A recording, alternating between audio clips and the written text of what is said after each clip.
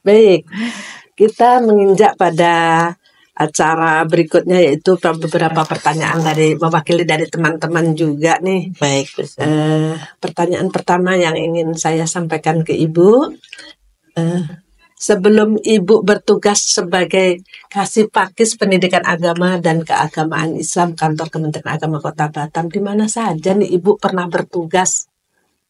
Silahkan Ibu.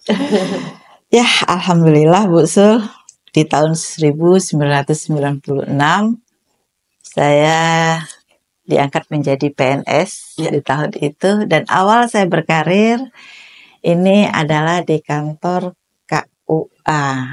Nah, dulu tahun 96 kita Kota Batam masih dibagi 3 kecamatan, yaitu Kecamatan Batam Barat, Batam Timur, dan Belakang Padang, Bu Sul.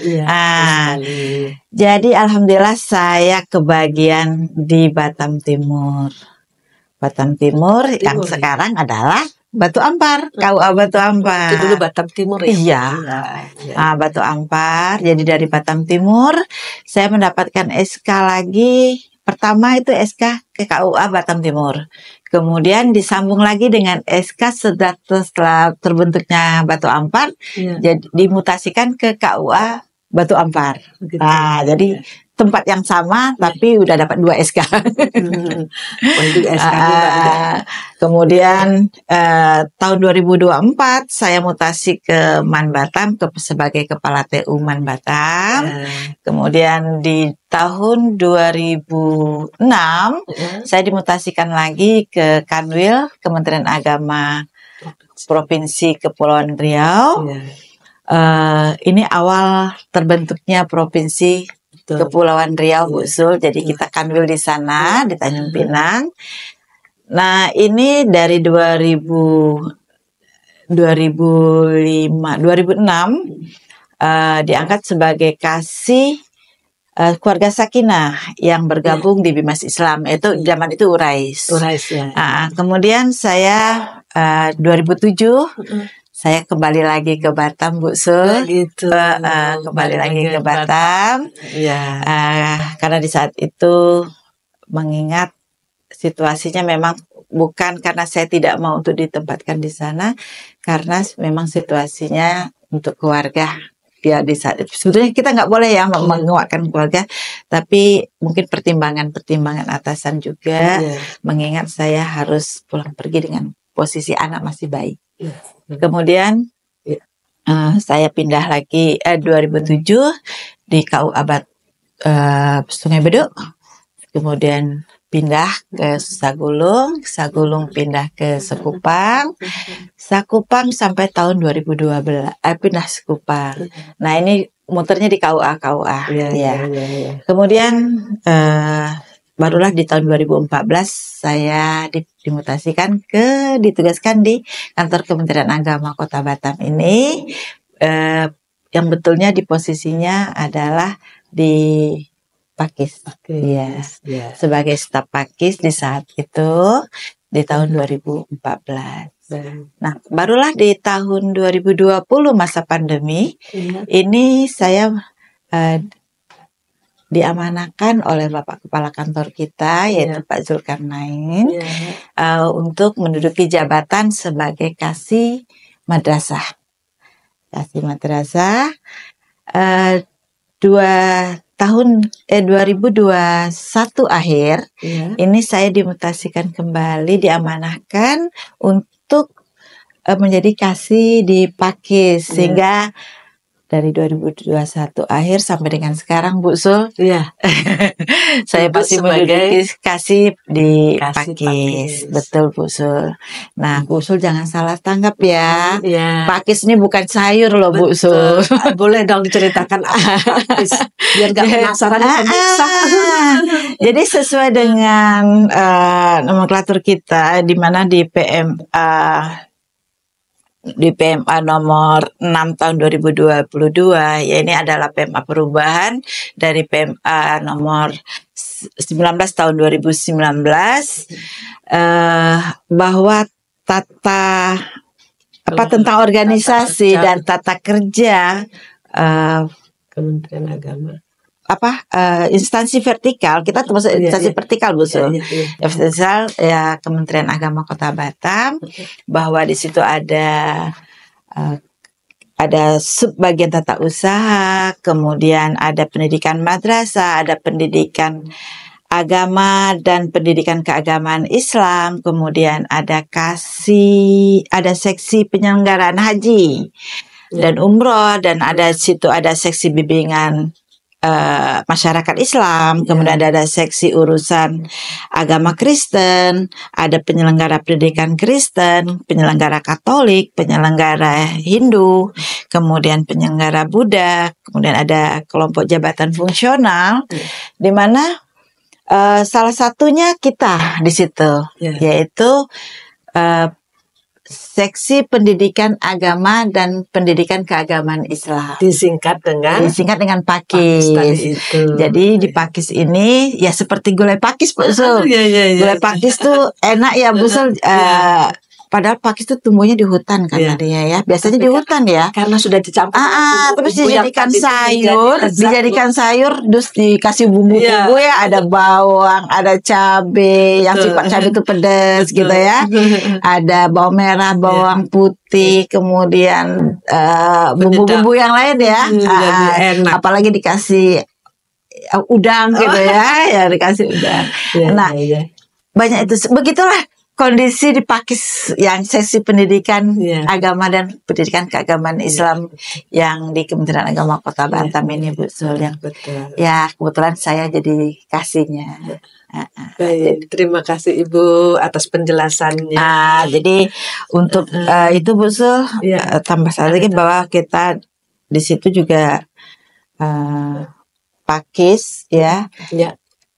Yang kita tahu banyak lembaga, ya kan?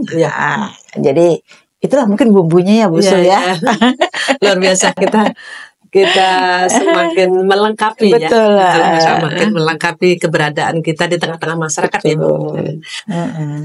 Baik Ibu, terima kasih. Selanjutnya sedikit nih, mohon dijelaskan secara singkat tugas dan fungsi sebagai Kasih Pakis Kemenak Kota Batam. Khusus. Tugas kita di seksi pendidikan agama dan pendidikan keagamaan Islam di Kementerian Agama Kota Batam, pertama adalah pelayanan Bu Sul. Pelayanan, kita harus memberikan pelayanan secara prima kepada lembaga, karena saya sebutkan tadi kita melayani lembaga ya Bu Sul ya. Dan guru pendidikan agama Islam, dan kita memberikan pelayanan kepada masyarakat yang punya lembaga, dan begitu juga yang menjadi guru di situ. Kemudian ada lagi kita memberikan bimbingan teknis, ya berbagai macam seperti menambah kompetensi mereka. Betul. Gitu kan. Kemudian ada lagi seperti untuk pendataan, ini kan perlu dibimbing nih, ada aplikasi ini, hampir semua layanan tuh ada aplikasinya gitu kan. Nah kemudian kita mengelola data. Nah kita tahu bahwa pengelolaan data di Kementerian Agama ini satu pintu sekarang Bu Sul. Betul. Yaitu 4.0, ya kan? Pada EMIS, data EMIS. Nah kita banyaknya lembaga di situ, ada lembaga pondok pesantren, ada guru PAI dan Dinia, TPQ dan sebagainya. Itu dengan satu pintu ini Bu Sul. Itu dia, EMIS, data EMIS, pengolahan data. Disitulah maka kita di Pakis ini harus tapi itu kuat untuk mengelola data, ya, paham untuk dalam pengelolaan data. Karena nggak mungkin di dalam, beda dengan madrasah ya Bu Sul. Kalau di madrasah mungkin cukup dengan satu orang yang memegang data di seksi pendidikan madrasah. Tapi kalau kita di Pakis, ini setiap orang harus menguasai 4.0 tadi, yaitu pengelola data EMIS ini. Nah kemudian di situ kita juga menyusun rencana dan pelaporan di bidang pendidikan. Jadi apa yang sudah kita rencanakan dan kita membuat laporan. Apalagi sekarang kita bertugas itu ada lagi yang namanya laporan per triwulan ya Bu Sul sekarang ini. Jadi bentuk pertanggungjawaban kinerja kita sebagai ASN ya. Betul sekali. Kemudian di Pakis juga misalnya ada bantuan apa segala macam. Nah, ini kita harus follow up dengan lembaga atau lembaga-lembaga yang mendapatkan bantuan ini, bagaimana pelaporan-pelaporannya. Dan sebelum mereka membuat laporan, kita harus memberikan sosialisasi bagaimana bentuk laporan-laporan itu. Kemudian kita juga itu ada pendidikan dinia sesuai dengan PMA yang sekarang, Bu Sul. Pendidikan dinia dan pondok pesantren ini kita di Pakis juga ya. Jadi belum dinia dan pondok pesantren ini belum terpisah Bu Sul kita di Pakis untuk Kota Batam ya. Walaupun di kemenak-kemenak lain mungkin dinia dan pondok pesantren ini udah seksi sendiri gitu. Betul. Tapi kita di Kota Batam sesuai tipologinya mungkin ya. Kebetulan kita Batam belum. Betul. Jadi ya Ibu Evi yang seksi ini, yang cewek ini, ya mau tak mau ya Bu Sul, yang kita tahu bahwa notabene pondok pesantren ini adalah para kiai, mau nggak mau, ya akhirnya Bu Evi harus mendampingi para kiai untuk di dalam pengelolaan lembaga pendidikannya. Baik, ya, terima kasih nih. Wah, penjelasannya sangat lengkap dan komplit sekali.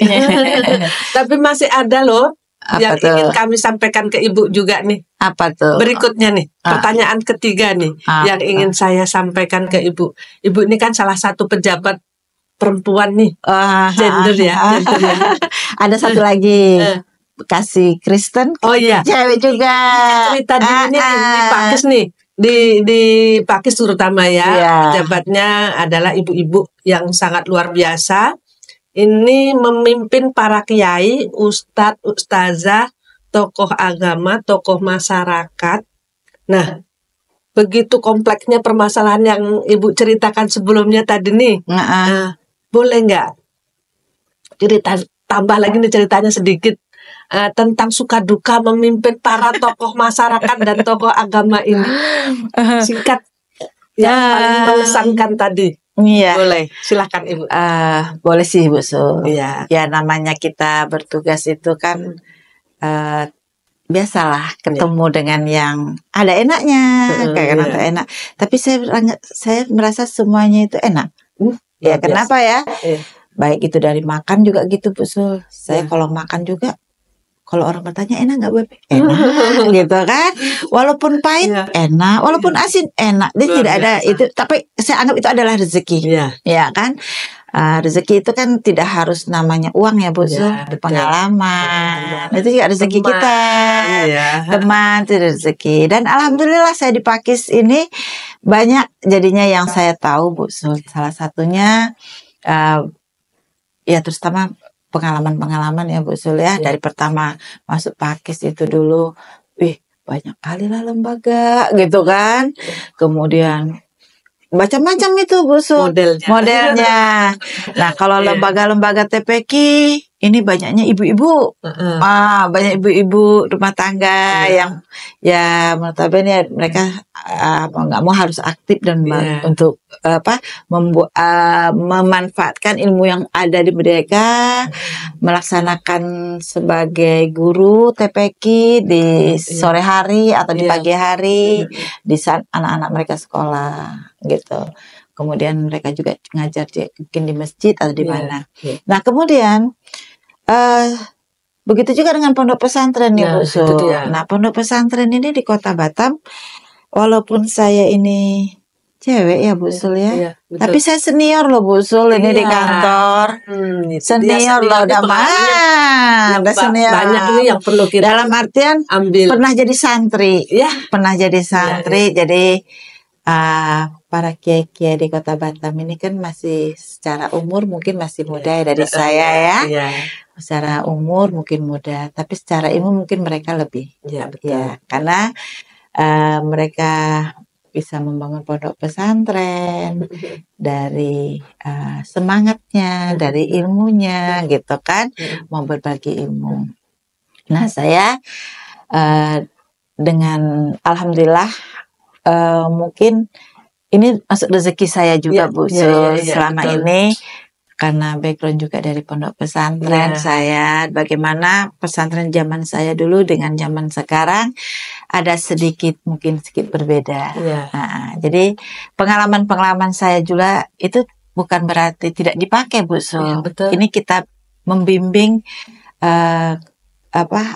bagaimana para kiai ini punya pondok pesantren di saat mereka membimbing santrinya, mendidik santrinya gitu kan, memberikan pelajaran kepada santrinya. Kita ingin adanya mutu lah yang lebih gitu, peningkatan mutu sebagaimana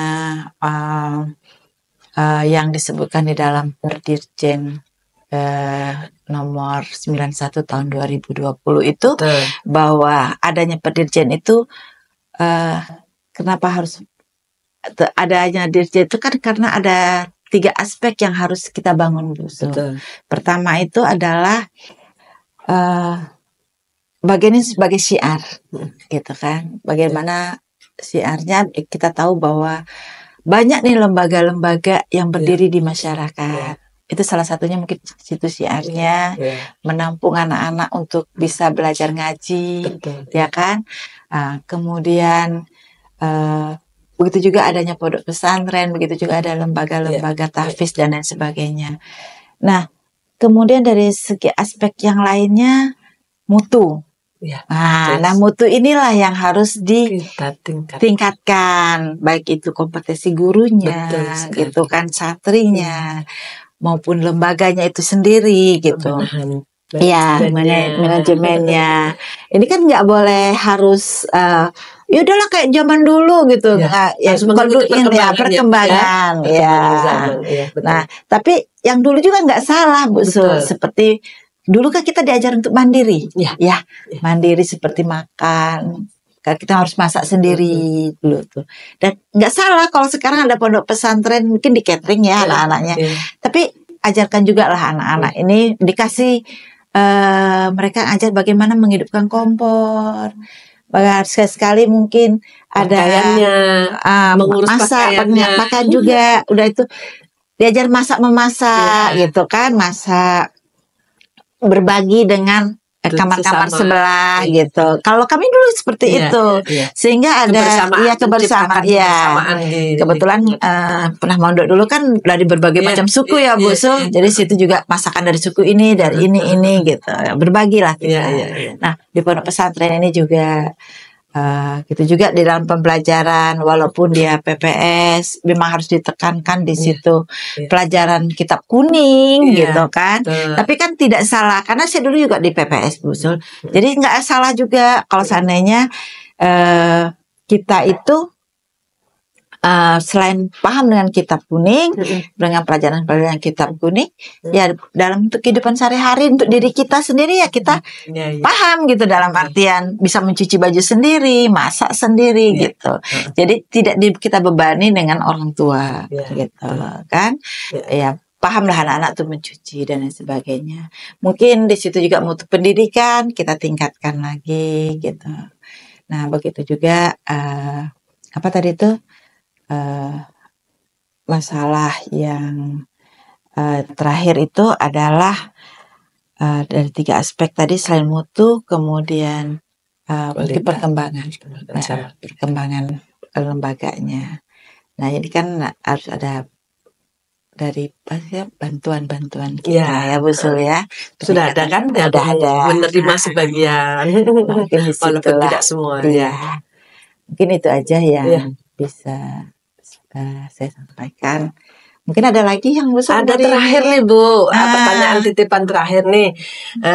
Ini kan kesan pesan Ibu selama Ibu menjabat sebagai Kasih Pakis, yang notabene nih tahun ini adalah merupakan tahun terakhir Ibu menjabat sebagai Kasih Pakis sebelum memasuki masa purna tugas. Kesan pesan Ibu yang paling mendalam dan pesan buat kita nih nanti bisa disampaikan sedikit. Boleh silakan. Silakan. Untuk kesan kesan yang paling berkesan ya selama jadi Kasih Pakis yang seperti Bu Sul tadi bilang, kan kasih satu-satunya untuk pendidikan yang cewek ini di Pakis ini baru Bu Evi gitu. Betul. Ya. Pertama saya bertugas di Pakis tuh Bu Sul, waktu saat itu mendapatkan disposisi dari Pak Kepala untuk menghadiri acara di salah satu pondok pesantren. Nah di saat itu di pondok pesantren ini mengadakan acara Maulid Nabi kalau nggak salah, dan penceramahnya ini kiai dari Jawa. Mungkin kiai itu belum tahu perkembangan kita di Kota Batam, bahwa salah satu kepala seksinya ada cewek, gitu kan. Nah di saat itu Bu Sul, di saat saya hadir, saya memberikan sambutan, menyampaikan salam Pak Kepala Kantor Kementerian Agama Kota Batam. Setelah itu kita membuka acaranya, kemudian setelah selesai dilanjutkan dengan acara ceramah. Di saat itu diisi oleh kiai yang dari Jawa. Kemudian di kiai itu menyampaikan, tolong Ibu yang tadi mewakili Pak Kepala Kandepak, katanya. Dia tidak menyebutkan Kemenak, dia Kandepak. Tolong sampaikan bahwa besok-besok itu kalau mengutus untuk menggantikan Pak Kandepak itu, Pak Kepala, itu harus laki-laki. Perempuan itu tidak boleh. Saya senyum aja Bu Sul. Ini mungkin karena Pak Yai tinggalnya di Jawa. Mungkin selama ini yang hadir ke pondok itu juga pondoknya mungkin para pejabat yang cowok-cowok ya Bu Sul. Sehingga beliau mungkin merasa di Kemenak juga banyak bapak-bapaknya kali ya kan. Memang iya sih, penyuluh juga kan. Tapi di situ kan di saat saya baru-baru saya memperkenalkan diri saya sebagai Kasih. Dan mungkin beliau belum dapat informasi mungkin dari pimpinan pondoknya, sehingga kaget gitu Bu Sul ya. Jadi saya senyum-senyum aja. Dan itu saya tidak ambil pusing lah Bu Sul. Karena siapapun ya, kita kan di sini kan masalah gender kita masalahkan ya Bu Sul ya. Dan kita kena amanah ya, kita amanah dari Pak Kepala, sebagai Kasih Pakis ya, kita jalani aja tugasnya. Dan mudah-mudahan masyarakat juga paham. Betul. Malah kalau kita membatasi, kasihan sama teman-teman yang cewek ini nanti Bu Sul. Berikutnya nggak ada yang mau jadi kepala seksi Pakis gitu kan. Nah siapa tahu nanti setelah saya pensiun Bu Sul pula kan. Masya Allah. Kasihan deh. Ya mungkin itu aja Bu Sul. Iya, terima kasih Ibu. Jadi ada pesan untuk pesan buat teman-teman ya. Jadi untuk teman-teman baik ada di Pakis maupun yang Kementerian Agama khususnya ya di keluarga besar Kementerian Agama Kota Batam. Walaupun saya lebih kurang 3 bulan lagi, tepatnya di 1 Desember saya tidak beraktivitas lagi, dan saya mohon pamit tidak sebagai ASN lagi karena saya memasuki masa purna bakti ya. Dan bagi teman-teman, apapun pekerjaan kita ya diberikan oleh atasan, kita tidak usah menolak. Saya yakin atasan memberikan tugas kepada kita bahwa kita itu adalah pasti kita mampu. Siap. Karena saya lihat juga bagaimana dulu awal-awal kita Pak Kepala, kemudian Bu TU, orang menyangka Bu TU itu tuh nggak mampu loh, memimpin kita para pejabat, menangani kantor Kementerian Agama Kota Batam ini. Rasa dulu Bu TU itu masih muda katanya gitu kan, masa dan belum pernah jadi kepala seksi lagi Bu TU itu. Tapi saya yakin di saat itu oleh Kanwil waktu itu Pak Mukhlisuddin ya. Pak Mukhlisuddin itu yakin Bu TU ini bisa gitu. Dan setelah menjalani masa 5 tahun, alhamdulillah kantor kita ada perubahan, saya rasa. Luar biasa malah kan sekarang. Bahkan beliau berani untuk terobosan gitu, membuat terobosan sehingga alhamdulillah kita dalam penilaian TPI kita lolos dan kita masuk untuk penilaian WBK dan WBBM. Dan saya sebagai kasih pakis ya Bu Sul, berdoa mudah-mudahan apa yang dicita-citakan oleh Pak Kepala dan Bu TU dan kita semua yang masuk dalam tim ataupun tidak, semua kita keluarga besar Kementerian Agama Kota Batam, kita bisa lolos untuk ujian terakhir nih yang dari TPN dari Menpan nanti mudah-mudahan lolos. Walaupun kita udah selesai dalam penilaian, kita semangat dalam pelayanan sebagaimana tupoksi kita di Pakis. Pelayanan ini tetap terus berjalan. Saking kita itu bahkan kalau secara anggaran kita kurang ya Bu Sul, tapi kita tetap kita turun gitu. Kita memberikan bimbingan atau kepada teman-teman yang di lembaga-lembaga untuk mengaktifkan aplikasi Sibdar atau aplikasi lain, dan bahkan EMIS 4.0 ini yang sebagai dasar kita sebagai jantung sebuah lembaga, ini kan nggak boleh berhenti nih Bu. Ya betul sekali. Ya kan, sehingga yang tadinya masih kembang kempes gitu pelan dan mau pingsan ibaratnya, kita dorong lagi dengan kita turun ke lembaga, kita memberikan bimbingan. Dan kita berharap bagi lembaga-lembaga yang di bawah Kementerian Agama Kota Batam, terus khususnya yang berada di Pakis, yang pendidikan agama dan pendidikan agama Islam, kami siap membantu teman-teman guru yang di lembaga-lembaga ini, terutama di operatornya, kami siap memberikan bimbingan. Yang penting hubungi kami dan kami tidak meminta biaya sepeser pun. Gitu. Silakan cari tempatnya di mana, kita jadwalkan, nanti kita akan turun, kita klopkan jadwal lembaga di saat itu bisa dan kita juga di saat itu bisa. Ya, makasih. Mungkin gitu aja Bu Sul. Terima kasih banyak Ibu atas waktu, pengalaman dan cerita yang sangat berkesan buat kami, terutama kami yang harus banyak belajar kepada Ibu. Semoga Ibu kedepannya lebih sukses, sehat selalu. Kedepannya Ibu lebih maju lagi, tidak hanya di kantor, nanti mungkin Ibu bisa berkarir di bidang apalah yang menjanjikan dan sesuai dengan kompetensi. Sebetulnya karir yang utama itu bagi seorang ibu adalah berkarir di dalam rumah tangga. Betul. Itu sebenarnya tugas. Cuman saya di rumah tangga ya Bu. Cuman ada satu yang ingin saya sampaikan kepada teman-teman di Pakis. Boleh. Walaupun kita berbeda-beda dalam tugas masing-masing, bukan berarti kita jadikan itu perpecahan di antara kita. Dalam artian, ini pekerjaan gue, itu bukan pekerjaan gue, gitu. Kita kerja hanya mengerjakan pekerjaan yang menjadi tugas saya. Yang pekerjaan Bu Sul, udahlah Bu Sul, gitu. Saya tidak mau seperti itu. Itu sama dengan kita berbeda, tapi kita memecahkan. Tetapi dari perbedaan itulah harusnya kita menyatu. Bu Sul boleh bisa bantu di PAI, Bu Sul bisa bantu mungkin di Pontren. Oleh karena itu kita harus tahu di Pakis itu semuanya kita harus saling membantu. Siapa yang punya peluang, ada waktu luang, bisa saling membantu. Keinginan saya itu supaya pelayanan kita tetap berjalan dan profesional dan masyarakat tidak kecewa. Mungkin itu aja.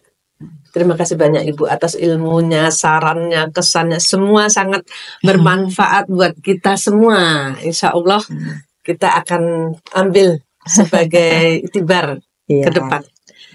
Baik pemirsa dan hadirin yang berbahagia, demikianlah bincang-bincang kita dalam acara Podcast Madani Kemenak Kota Batam. Jangan lupa follow sosmed Kemenak Kota Batam, ada Instagram, TikTok, Facebook, subscribe juga di YouTube Kemenak Kota Batam, like, comment, dan share. Ya. Demikian pertemuan kita di acara ini. Saya akhiri dengan wallahu muwaffiq ila aqwamit thoriq. Assalamualaikum warahmatullahi wabarakatuh.